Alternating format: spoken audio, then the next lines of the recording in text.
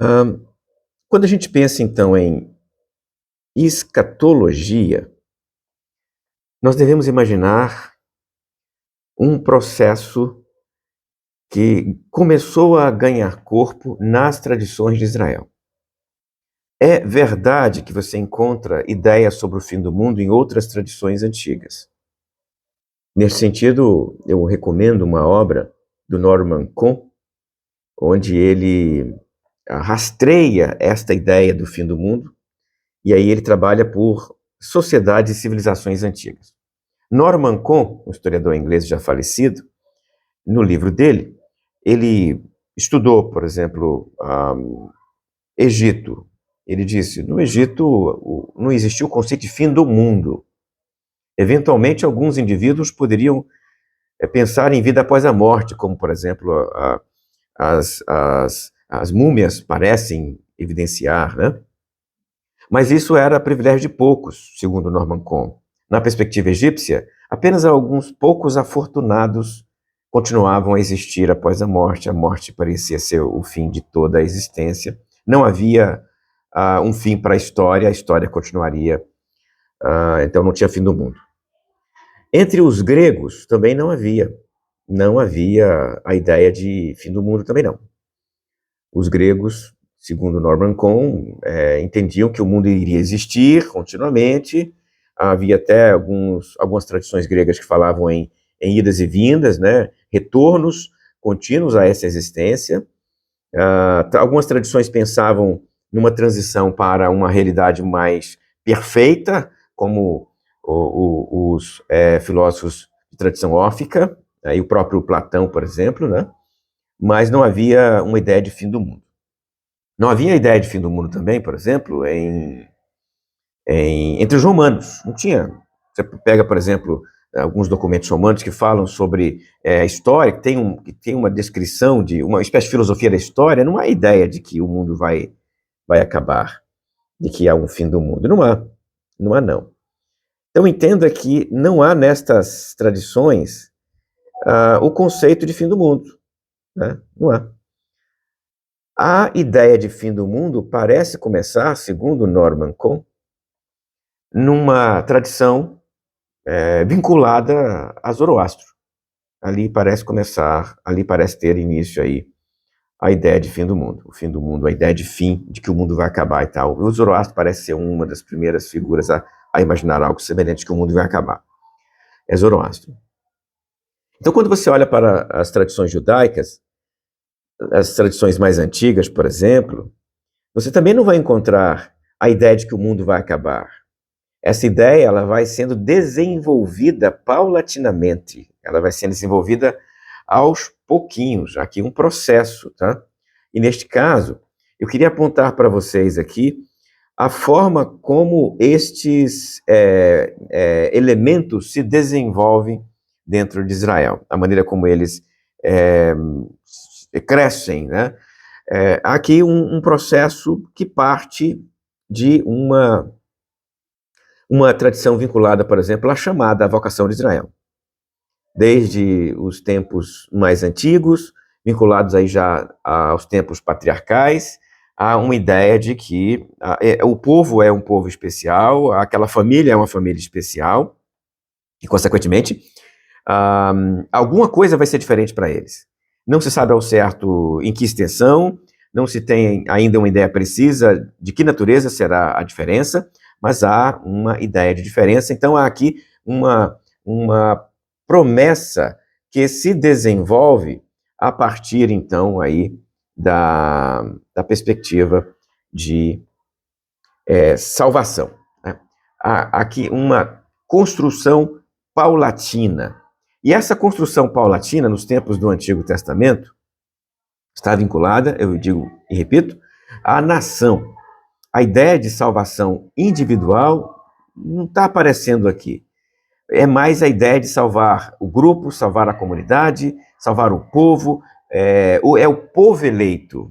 Né? A ideia de indivíduo não está tão presente assim, não é muito comum, tá? É mais a nação, é o povo, é aquilo que nós estamos encontrando aí nesses textos mais antigos. Eu queria mostrar para vocês também mais uma coisa, mais um elemento. Você deve ter ouvido falar de um conceito que nós estudamos no curso de teologia, quando nós estudamos teologia sistemática, que é de revelação progressiva. E esse conceito de revelação progressiva diz o quê? Diz que Deus se revela paulatinamente, progressivamente. Ele vai agregando elementos ao processo de revelação. Tá? Isso me ajuda a entender, me ajuda a entender bastante, muito, qualquer tópico ou tema que você queira desenvolver no Antigo Testamento. Se você quer pegar a escatologia, vai encontrar o desenvolvimento paulatino e progressivo das temáticas escatológicas. Quer pegar aqui o tema, por exemplo, da salvação, você vai encontrar o tema da salvação se desenvolvendo paulatinamente desde os textos mais antigos até os textos mais próximos do fim do Antigo Testamento. Quer pegar um tema como, por exemplo, anjos e demônios. O tema anjos e demônios. Pega o tema anjos e demônios e você começa a perceber que esse tema também se desenvolve desde os textos mais antigos até os textos mais próximos aí do fim do Antigo Testamento. Então, não há ideias prontas, ideias concluídas desde os primórdios. Não há nenhum elemento que está pronto e acabado lá no iniciozinho da história de Israel. É preciso entender que os textos do Antigo Testamento estão revelando progresso, revelando processo, revelando desenvolvimento. A ideia de desenvolvimento está presente nesses textos e nestas obras do Antigo Testamento. Qualquer tema. Deixa eu ilustrar, por exemplo, aqui para vocês. Deixa-me pegar um tema ou outro aqui fora da nossa conversa aqui de escatologia. Imagina que nós estamos falando sobre salvação. Ok? Salvação. Então você tem a doutrina da salvação no Novo Testamento, que é clara, que é tranquila, você encontra o elemento lá no Novo Testamento, salvação nos evangelhos, salvação na literatura paulina. No Novo Testamento você encontra a doutrina desenvolvida, formalizada, discutida pelos autores do Novo Testamento, Paulo, Tiago, está tudo lá. Quando você vai para o Antigo Testamento, você não encontra doutrina desenvolvida ou concluída. Você não encontra. Então, para alguns autores do Antigo Testamento, não há nem salvação. Não há. O que há para eles? As pessoas morrem e vão para o Sheol. É para o destino das pessoas. Então, você tem autores como, por exemplo, o autor de Eclesiastes, que é um autor assim muito pessimista, né? O autor de Eclesiastes, ele vai dizer que não há diferença nenhuma entre o ser humano e os animais. Por quê? Porque, Renato, todos morrem e vão para o Sheol. Não há diferença entre o ser humano e o cachorro, o homem e o boi. Todos os animais e os seres humanos vão para o mesmo lugar após a morte, um lugar chamado Sheol. É uma perspectiva lá do tempo do autor de Eclesiastes. Se você perguntar para aquele autor qual o destino do ser humano, Sheol. Não tem mais. Então o que ele espera? O que uma pessoa neste tempo espera de Deus? Viver uma vida longa na Terra e que nesta vida longa ele tenha paz, tenha tranquilidade e ao mesmo tempo ele gere muitos filhos. Ele quer encher a sua aljava de flechas, ou seja, ele quer muitos filhos e filhas. E ele sobreviverá nos seus filhos. Nos filhos é que ele sobrevive. Ele continua existindo na memória dos filhos. Ele continua existindo na lembrança desses filhos. Por isso é desesperador, o Harley, que ele não tenha filho. É desesperador que uma mulher não gere um filho para um homem desse aqui, ó. Porque ele entende o seguinte: se eu não tenho um filho, eu morri, acabou. Não tem mais nada.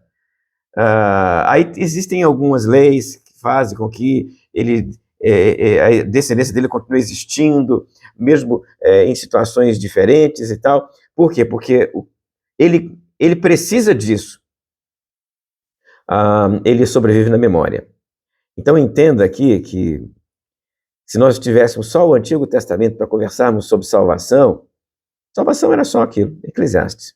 Vida longa na terra é tudo que eu espero de Deus. Né? Em algumas passagens do Antigo Testamento não tem mais nada, mas você vai encontrar em algum ponto do Antigo Testamento uma certa transição. Já a ideia aparentemente, de que há alguma coisa após a morte, de que há alguma coisa para o futuro. Então isso vai aparecendo aos pouquinhos, tá? A esperança de salvação do povo, ela vai se desenvolvendo e vai crescendo e vai transbordando na perspectiva de que haverá um destino melhor para algumas pessoas, para um grupo especial, como, por exemplo, vamos encontrar no livro de Daniel. Tá? Então, a escatologia no Antigo Testamento é a espera de salvação do povo de Deus. Há aqui a promessa de que Deus vai, em algum momento, abençoar o seu povo, vai retribuir a fé do povo, e é isso que eles esperam continuamente. Nesse caso, nós precisamos olhar para talvez aí, como eu falei com vocês, o grande ponto de partida destas perspectivas, destas promessas escatológicas. Parece ser Abraão. É lá que me parece a coisa começar, com Abraão. Ali em Gênesis 12, 3, nós encontramos ali a promessa: e abençoarei os que te abençoarem, e amaldiçoarei os que te amaldiçoarem, em ti serão benditas todas as famílias da terra. Então nós temos aqui uma promessa, e é uma promessa escatológica. Por que é escatológica? Porque ela está apontando para o futuro, apontando para uma intervenção de Deus. A ideia de que eu abençoarei é uma ideia escatológica. E esta promessa vai ser repetida na figura de cada patriarca. O Abraão, o Isaac, o Jacó, depois vai até José, e daí em diante aparece nos descendentes, né, das 12 tribos. Nós temos diante de nós, então, o ponto de partida desta perspectiva veterotestamentária, de que Deus um dia vai derramar um tipo de bênção distinta e especial sobre este povo, este grupo, esta família aqui. Começa lá com Abraão, a promessa a Abraão. Depois, em algum momento, esse povo, depois de passar aí pelas desventuras patriarcais, depois de passar aí pelo tempo no Egito, ele sai do Egito e vai na direção da Terra Santa. E é neste momento que nós vamos encontrar aqui uma promessa que me parece ser assim, dos tempos do deserto. Tá? Esta promessa aqui me parece ser dos tempos do deserto. Ela diz o seguinte: portanto, desci para livrá-lo da mão dos egípcios e para fazê-lo subir daquela terra a uma terra boa e larga, a uma terra que mana leite e mel. Então, quando eu olho para esta promessa aqui, eu estou olhando para uma segunda fase das expectativas escatológicas do Antigo Testamento. E nesta segunda fase, a promessa já não é mais geral: eu vou abençoar todo mundo por meio de vocês. Agora a promessa é um pouquinho mais específica. A promessa é: vocês vão ter uma terra boa e larga, uma terra que mana leite e mel. E eu queria que você entendesse o seguinte: esta perspectiva de uma terra próspera que mana leite e mel, símbolos de prosperidade, é, de novo, promessa escatológica. Porque a escatologia vai se apropriar da ideia de que, em algum momento no futuro, a prosperidade retorna. E que tipo de prosperidade? A prosperidade edêmica, a prosperidade dos tempos do Éden, a prosperidade que aparece em Gênesis 1, 2 e 2, né? Gênesis 1 e 2, né? 3 não necessariamente. Aquela prosperidade ali retorna, aquela prosperidade volta. Então nós estamos vendo aqui, me parece, uma segunda fase. A segunda fase está no deserto. No tempo em que eles não têm terra, eles recebem uma promessa, e a promessa é de que um dia vão ter. E uma terra próspera, uma terra maravilhosa, uma terra que vai gerar leite e mel. É isso aí. Um novo Éden é o que os aguarda na terra prometida. Esta promessa se torna, então, um elemento que norteia aí o Pentateuco, que vai aparecer em vários lugares, em vários momentos, tá? Deus está o tempo todo lembrando a eles do que eles viviam antes e do que os espera em algum momento posteriormente, tá? Então, eles estão nesse trânsito, olhando para frente e esperando encontrar o quê? Uma terra próspera, uma terra fértil, uma terra maravilhosa. O povo espera o tempo feliz em que poderá, então, experimentar. Olha aí, terra fértil, com gado, com leite, com mel, né? Uma população rica e próspera e vitória sobre os seus inimigos. Evidentemente, esse tema está presente lá, tá? Uma terceira fase destas expectativas escatológicas no Antigo Testamento já está um pouquinho depois. Essa terceira fase vai surgir um pouquinho depois. E vai surgir quando? Vai surgir, gente, no momento em que... deixa eu só desligar um som aqui, peraí um pouquinho. Desliguei, pronto. Vai surgir depois no momento em que o povo já está na terra. O povo está ali na terra, mas o povo sente que as coisas não se realizaram como eles gostariam. Ou seja, eles tinham uma expectativa, estão lá, mas olham para um lado, olham para o outro e dizem, não era exatamente isso que a gente esperava, né? Não era exatamente isso. Então surge aí um elemento adicional, eu vou chamar de terceira fase das expectativas escatológicas, é que Deus em algum momento habitará entre o seu povo.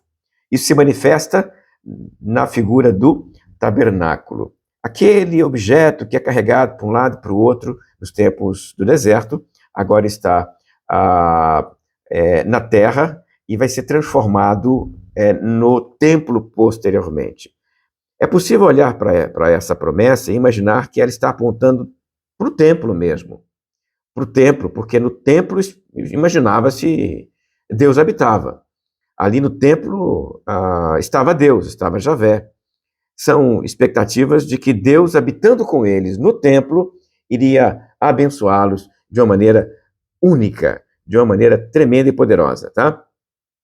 Nós estamos aqui olhando para uma expectativa, uma promessa que se manifesta no tempo dos juízes, no tempo do tabernáculo, talvez em algum momento ali, no iniciozinho do período dos reis, já no tempo dos profetas Samuel e seus sucessores, tá? É neste instante que nós vamos perceber aí uma frustração, uma certa frustração com a terra que eles têm. E aí, quando nasce essa frustração, automaticamente vem uma adaptação da expectativa. Pois bem, nós estamos na terra, a terra não é aquilo que eu imaginava, os tempos não são tranquilos como eu imaginava, a prosperidade não é como eu imaginava, mas um dia vai ser, e vai ser quando Deus habitar aqui entre nós. Nós estamos olhando então para uma relação entre o tabernáculo e o templo posterior, tá? Vou dar um passo a mais. E este passo a mais tem a ver com a monarquia. Surge a monarquia. E com o surgimento da monarquia, nós estamos nos encaminhando para uma próxima fase das expectativas messiânicas. Até agora, as expectativas messiânicas estavam voltadas para a terra, para a prosperidade material, voltadas para um momento em que a terra seria tranquila, pacífica, cheia de coisas para eles aproveitarem. Então nós estamos nesse momento aqui com a chegada dos reis, e com a chegada dos reis nós temos também o surgimento daqueles profetas, né? Bom, eu lembro a vocês, quando vocês estudam aqui a história da religião de Israel, por exemplo, que a profecia ela é vinculada fortemente ao surgimento da monarquia, né? Surge monarquia e também surge profecia. São dois fenômenos que estão quase que interligados, né? Com o surgimento da monarquia vem uma outra ideia, que é a ideia de que os reis frágeis, problemáticos e incompetentes, em algum momento, vão ser substituídos por um rei verdadeiro, por um super-rei, um rei messiânico, e aqui elementos como este, que aparece aqui em 2 Samuel, estão relacionados com esta fase, tá? A ideia de um rei messiânico surge com o fracasso dos reis dos tempos da monarquia. Então, quanto mais frágil é o rei, mais eles esperam um super-rei à frente. quanto mais incompetente for o rei, mais eles aguardam um rei messiânico, um rei Messias, um rei ungido, e esse rei que será o super-rei no futuro. Com o tempo, essa expectativa vai colar na memória de Davi, né? Vai ficar vinculada à memória de Davi. E aí nós temos, então, aí o surgimento de uma profecia davídica por excelência, como encontramos, por exemplo, aí no Salmo 2, né? O Salmo 2 é uma profecia davídica por excelência, né? Aquele Salmo 2, que é um salmo messiânico, ele é um salmo de cor e tom davídico, tá? Aqui, lembro a vocês, daqui a pouquinho eu abro para vocês fazerem perguntas e conversarem comigo, tá? Deixa eu só terminar essa série de slides e aí vocês reagem e conversam comigo. A quinta fase das expectativas escatológicas é o surgimento do conceito o dia do Senhor. Então, passou-se o reinado de Saul, passou-se o reinado de Davi, veio o reinado de Salomão. Depois de Salomão, a nação se dividiu em dois reinos, Reino do Norte e Reino do Sul. Ou seja, você vê aqui um contínuo processo de enfraquecimento desta nação e deste povo. Não é um desenvolvimento, é um enfraquecimento paulatino, contínuo, né? E, com isso, surge a ideia de que, em algum momento, eles serão fortes novamente, unidos novamente. E quando isso vai acontecer? Vai acontecer no dia do Senhor. Esta expectativa, inicialmente, é uma expectativa de domínio de Israel sobre o mundo inteiro. Então, o conceito de dia do Senhor nasce para dominar o mundo todo, tá? O iniciozinho da expectativa de dia do Senhor é um dia em que Deus vai intervir para exaltar Israel sobre todas as nações. Eu lembro a você que Israel é uma nação espremida entre grandes civilizações. É uma nação frágil diante das outras ao redor. E essa sensação aparece aqui, ela está refletida aqui no conceito de dia do Senhor, porque o conceito espera por um momento em que Deus vai inverter a situação, vai exaltar Israel sobre as nações todas, e as nações ficarão submissas a Israel, tá? O conceito, então, surge de forma etnocêntrica, em torno de Israel, tá? Pois bem, estamos chegando já a um momento em que as nações estão se dissolvendo. Israel se desmancha lá diante das pressões assírias. Judá está cada vez mais fraca e não tem mais condições nenhuma de resistir às pressões ou egípcias ou babilônicas. Então você está vendo aí que o processo é pesado, né, de esvaziamento da nação, de desaparecimento desta nação, e a ideia escatológica vai ganhando elementos adicionais. E um dos elementos que ela ganha aqui, com o ministério de Isaías, é a ideia do Messias Emanuel, tá? O profeta Isaías, ele está um pouquinho depois do conceito do dia do Senhor, como conceito etnocêntrico de vingança sobre o mundo todo, né? Mas ele pega esse conceito, transporta para o futuro e faz uma revisão nesse conceito. Neste conceito aqui, Isaías espera por um Messias que ele chama de Deus conosco, é o agente messiânico da salvação, é o Emanuel, tá? E nesse caso, ele traz mais um elemento aqui, o elemento de que a salvação não vai ser para a nação inteira. A salvação vai ser para um remanescente fiel. Então está surgindo em Isaías um elemento escatológico muito curioso, que até agora era sempre a nação inteira, o povo inteiro, era materialista, não há nada transcendental até agora, tudo para a história, para dentro da história, para a terra. Mas ele traz um elemento adicional, ele reduz o foco. Há em Isaías expressões muito curiosas do tipo enclausurai a mensagem. A mensagem vai ficando cada vez mais restrita, a ideia de que o remanescente vai ser salvo, e a lógica do Messias Emanuel é para a salvação do remanescente, tá? Nós temos em seguida mais um aspecto que eu quero desenvolver com vocês, a sétima fase das expectativas do antigo Israel, que é a expectativa da nova aliança. Nesse momento aqui, nos tempos de Jeremias, o povo do norte já desapareceu. E o povo do sul, a parte sul do antigo Israel, Judá agora, né, está sob pressões enormes. Essas pressões vão fazendo com que o povo não saiba como reagir.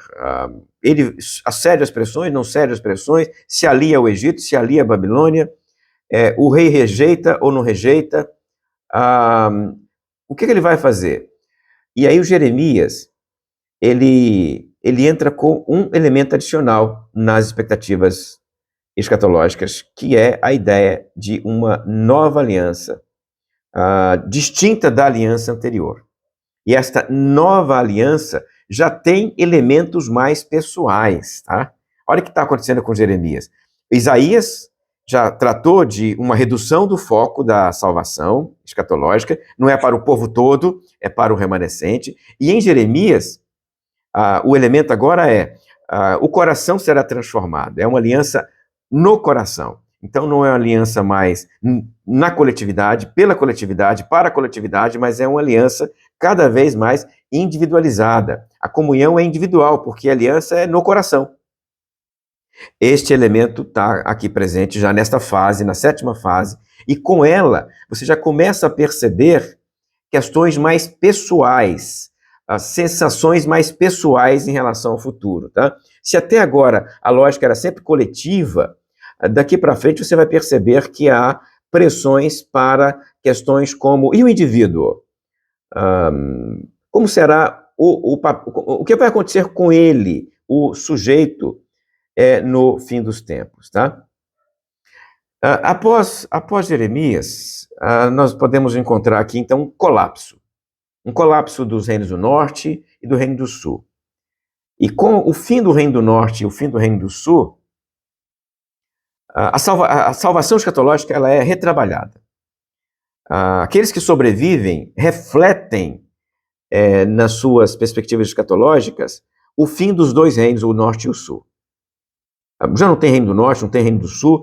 Então, a sensação aqui agora é que restaurar a nação, restaurar o povo é um elemento menor diante de quê? Diante de uma necessidade de transformação global. Deus precisa atuar no cosmos, no globo. Então nós vemos aqui um aspecto de que Deus vai intervir, essa salvação agora será no cosmos, e será uma recriação. Recriação no sentido de que Deus vai transformar a terra e transformar a história. Não será mais aquela terra, não será mais aquele contexto histórico, será um novo céu e uma nova terra. Elementos que estão aparecendo nesta oitava fase das perspectivas escatológicas do Antigo Testamento, tá?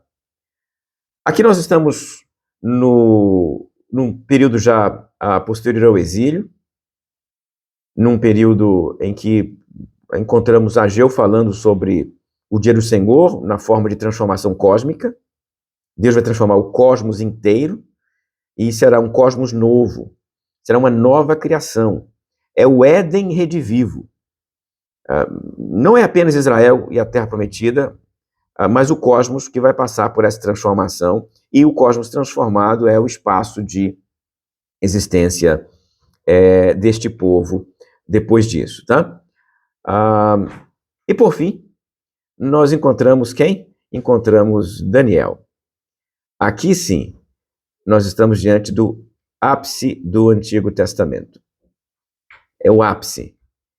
Nós vamos encontrar pela primeira vez a ideia da transcendência, no sentido de que, até este momento, meus queridos, até este momento, todas as expressões escatológicas estão pensando neste mundo, na história, mesmo essas que transformam o cosmos todo, pensam num cosmos, a imagem deste cosmos, numa terra, a imagem desta terra. Mas agora não. Agora é diferente. Com Daniel, nós vemos elementos como a ressurreição dos mortos. E ressurreição dos mortos é um tema que pede um mundo transcendental. É uma realidade que não é histórica. É uma realidade para além da história, para além desta terra. Especialmente porque Daniel fala que eles vão brilhar como estrelas no firmamento. Então não é este mundo, é um outro mundo. Então nós estamos vendo em Daniel a passagem das expectativas escatológicas materiais, terrenas, históricas, para uma outra que é transcendental, celestial e não mais terrena.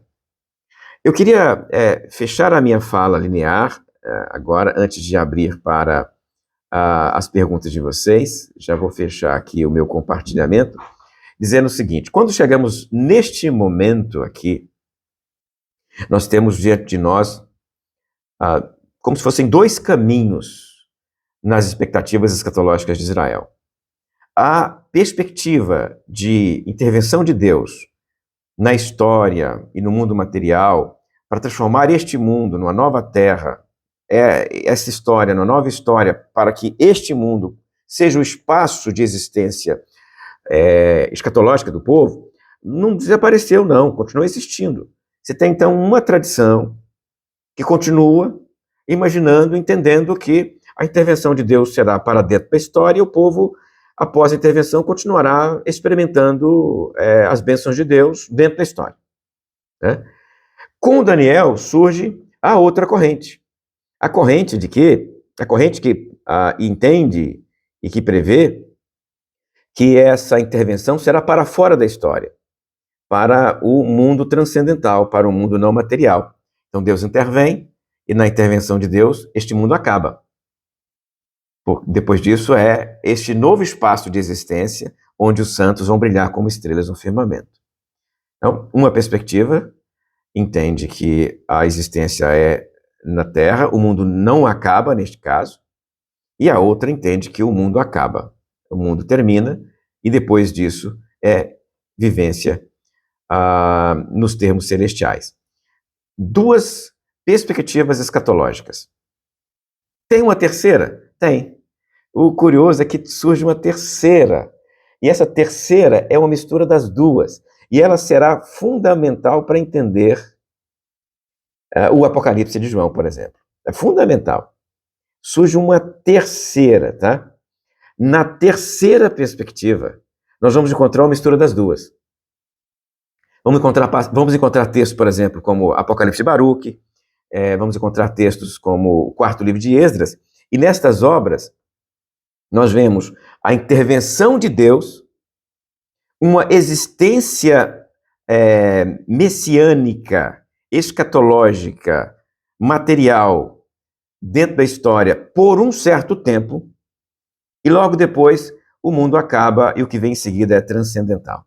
Então, se eu pudesse colocar para vocês um esquema, eu vou tentar colocar aqui agora, deixa eu ver se eu consigo fazer isso, só um segundinho aí. Olha aqui, ó. Vou colocar aqui para vocês, aqui nesse quadrinho aqui, tá? Nós teremos, então, três correntes, aqui, ó. Estão lá na Antiguidade Judaica. Corrente número 1, né? Ó, o reino escatológico na história e na Terra. A perspectiva número 2, o reino escatológico fora da história, no mundo transcendental. Transcendental. Acho que tem aqui. E a perspectiva número 3 é reino escatológico provisoriamente na história e depois no mundo transcendental. Tem um N ou não tem? Transcendental. Acho que tem um N aqui. Aqui. Nós estamos diante, então, diante de três perspectivas. E estas três perspectivas são importantes para a gente entender nossos textos e nossas fontes. Quando estivermos lendo estas fontes, preciso que vocês entendam, essas fontes não são unânimes, elas não têm acordo, elas debatem, elas conflituam, elas discutem, essas correntes estão em conflito, às vezes mais forte, às vezes mais fraco, né? E o nosso papel, enquanto estudiosos do tema, é tentar encontrar o lugar daquela fonte dentro dessas grandes tradições do antigo Israel, tá?